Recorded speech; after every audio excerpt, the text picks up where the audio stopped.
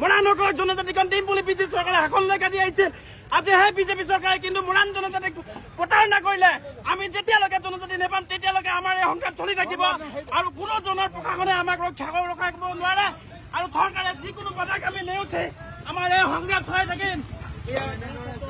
কেইগৰাকী মহিলা আছো, আমি যিমান কেইগৰাকী মহিলা আছো সেই কেইগৰাকী মহিলাই আমি প্ৰতিবাদ কৰিম। জনগোষ্ঠীটোৰ কাৰণে আমি প্ৰতিবাদ কৰিম। জনগোষ্ঠীটোৰ অধিকাৰৰ কাৰণে আমি প্ৰতিবাদ কৰিম আৰু সদায় আমি প্ৰতিবাদ কৰিলে যাম। আমি যিমান কেইগৰাকী মহিলা আমাৰ আৰু ওলাই আহিব। আজি তেওঁলোকে যিটো অত্যাচাৰ কৰিছে সেই অত্যাচাৰ কিন্তু আমি কেতিয়াও সহ্য নকৰো আৰু এই অত্যাচাৰ কিন্তু আমি কিন্তু মানি নলওঁ।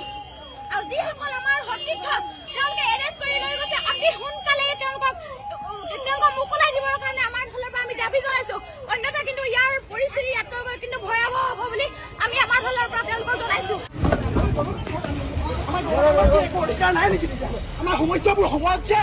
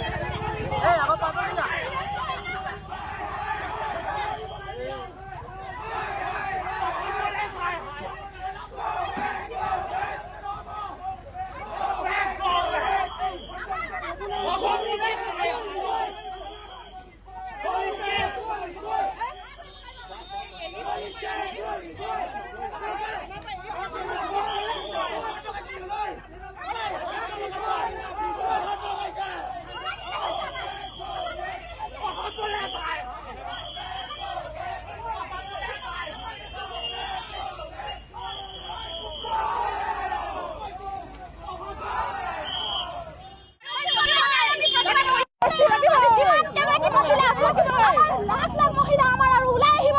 আজি তেওঁলোকে যিটো অত্যাচাৰ কৰিছে সেই অত্যাচাৰ কিন্তু আমি কেতিয়াও সহ্য নকৰো আৰু এই অত্যাচাৰ কেতিয়াও আমি কিন্তু মানি নলওঁ। আৰু যিসকল আমাৰ সতীৰ্থ তেওঁলোকে এৰেষ্ট কৰি লৈ গৈছে অতি সোনকালে তেওঁলোকক মোকলাই দিবৰ কাৰণে আমাৰ ফালৰ পৰা আমি দাবী জনাইছো। অন্যথা কিন্তু ইয়াৰ পৰিস্থিতি ইয়াতকৈ কিন্তু ভয়াৱহ হ'ব বুলি আমি আমাৰ ফালৰ পৰা তেওঁলোকক জনাইছো।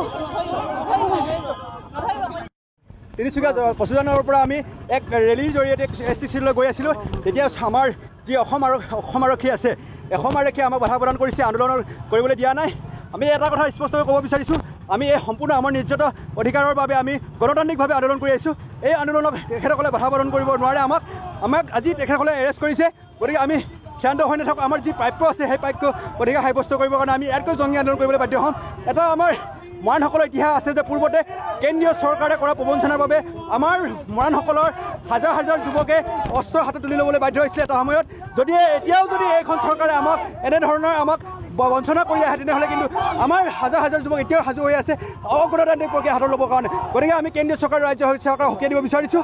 আমাৰ যি জনজাতিকৰণ আৰু স্বচ্ছ নিৰ্বাচন স্বায়ত্ব শাসন আমাৰ সাংবিধানিক অধিকাৰ আছে সেই সাংবিধানিক অধিকাৰ অধিককৈ প্ৰদান কৰক। প্ৰক্ৰিয়াৰে মৰাণ জাতিৰ যি ন্যায্য প্ৰাপ্তি, মৰাণ জাতিক জনজাতিকৰণ আৰু স্বচ্ছ নিৰ্বাচন স্বায়ত্ব শাসন প্ৰদানৰ দাবীত আমি আন্দোলন কৰিছিলোঁ। কিন্তু অসম পুলিচৰ যি ন্যায্য সেই ন্যায্যৰ ক্ষেত্ৰত অসম পুলিচে আমাক বাধা প্ৰদান কৰিছে।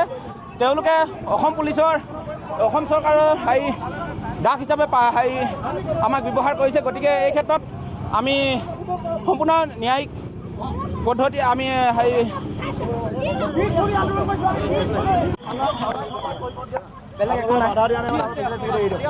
ইতিমধ্যে আমাক ইয়াতে প্ৰশাসনে চৰকাৰে বাধা দিবৰ কাৰণে চেষ্টা কৰিছে। এইটো আমাৰ অজন্ম অধিকাৰ, জনজাতিকৰণ আমাক লাগিব। যিকোনো মূল্যৰ বিনিময়ত আমাক অন্যায় কৰা হৈছে। এই অন্যায় কেতিয়াও সহ্য কৰা নহ'ব। মৰাণ জনগোষ্ঠীৰ জনজাতিকৰণটো প্ৰাপ্য হয় আৰু এই প্ৰাপ্যটো বাধা দি চৰকাৰে বলপূৰ্বকভাৱে আমাক আন্দোলন দমন কৰিবৰ কাৰণে চেষ্টা কৰিছে, যিটো আমি সহ্য কৰিব নোৱাৰোঁ। আমাৰ প্ৰাপ্য অধিকাৰ লাগিব আৰু এই ধৰণে অন্যায়, এই ধৰণৰ অত্যাচাৰ যদি কৰি থাকে তেতিয়াহ'লে মৰাণ জনগোষ্ঠীয়ে আগন্তুক সময়ত চৰকাৰ তথা প্ৰশাসনৰ বিৰুদ্ধে তীব্ৰ গণতান্ত্ৰিক আন্দোলন গ্ৰহণ কৰিব আৰু কোনো কালেই আমাক জনজাতিকৰণ লাগিব। এই কথাটো স্পষ্টকৈ কৈছোঁ। জনজাতিকৰণ যেতিয়ালৈকে নিদিব তেতিয়ালৈকে আন্দোলন চলিব। কেন্দ্ৰীয় চৰকাৰ আৰু অসম চৰকাৰৰ বিৰুদ্ধে আন্দোলন চলিব, তীব্ৰতকৈ তীব্ৰতৰ চলিব আৰু ইয়াত কোনেও বাধা দিবৰ কাৰণে যাতে চেষ্টা নকৰে এই